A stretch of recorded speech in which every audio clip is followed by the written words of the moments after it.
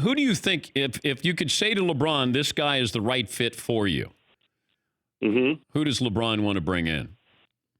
That's a great question. I would say, who's the best shooter available?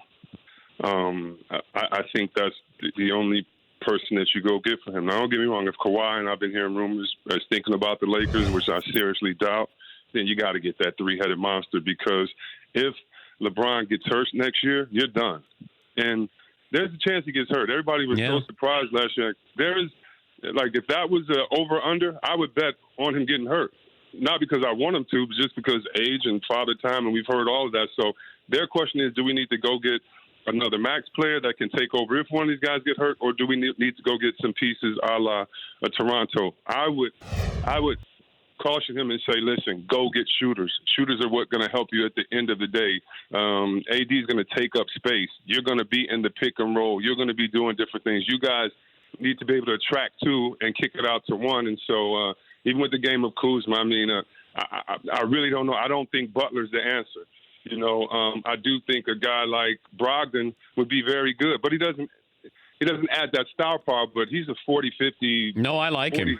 I love his game, and he's so calm. I think that he would be great, Dan, in that circus of L.A. I agree. His demeanor, so I think they should go with, guys like that, Bogdanovich, not necessarily Kemba, but I think they should go with not the superstar guys, but those guys that really, more than glue guys, but guys that hold the team together and can take you on a consistent night, but more importantly, can be stable in that locker room when you lose 2 games in a row and the world says these are the worst trades ever. And so that's what I would caution them, shooting and guys with great demeanor in the locker room. I said something in the first hour that my guys thought was questionable and certainly headline making. If I'm the Lakers, I would take Klay Thompson over Kawhi Leonard. If both guys are available and I can only pick one of what I think will work for the Lakers, I'd pick Klay Thompson. Go ahead and yell at me if you'd like.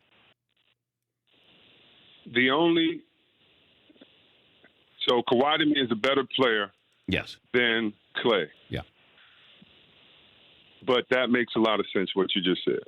Okay. Because will you be able to take over? So let's just say it's a tie game, it's down at the end, and LeBron has the ball in his hands. Well, we've seen Kawhi. Kawhi is not an off-the-ball player. He's an on-the-ball player now. Tottenham has him handling the ball, which led to them nursing them, continuing to let him handle the ball. So at the end, if you have 2 ball handlers, a la Kyrie and LeBron, it's tougher to get that guy a wide-open shot. Whereas if you have a pick and roll with LeBron and AD and you have Klay Thompson out there who doesn't need dribbles, who automatically has ball movement for your team. So LeBron's older. He's not running up and down as fast as we've seen him, but he's being more cautious and taking his time. AD, we know what he's going to do. If you have a guy that moves in the offense, that screens, that comes off screens, that can shoot the way he does, I don't think you're crazy, Dan. The only thing I would worry about is his knee healthy. But Klay is one of the toughest guys in this league, and we sleep on him as a two-way defender. I know they have Draymond, and I know they have Durant, but nightly, Thompson checked the best player on the team because it usually was a guard or a smaller guy, and he was on that guy. So, no, that's not crazy at all. For more Dan Patrick Show, tune into Audience Channel 239 on DirecTV.